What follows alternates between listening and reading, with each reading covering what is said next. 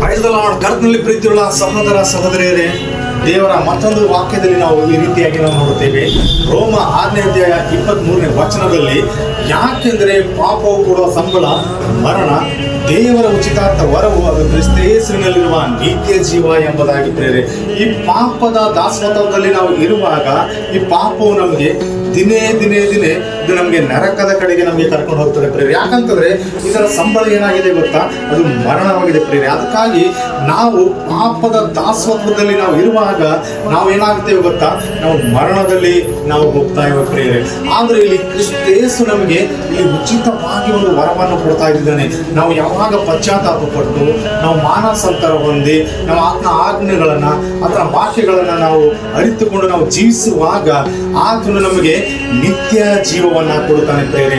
ಆತನು ನಮಗೆ ಬರೀ ರಕ್ಷಣೆ ಮಾತ್ರವಲ್ಲದೆ ನಿತ್ಯ ಜೀವವನ್ನ ಕೊಡಲಿಕ್ಕೆ ಕಾರಣನೇ ಪ್ರೇರೆ. ಈ ವಾಕ್ಯವು ನಿಮ್ಮನ್ನು ಆಶೀರ್ವಾದ ಮಾಡಲಿ.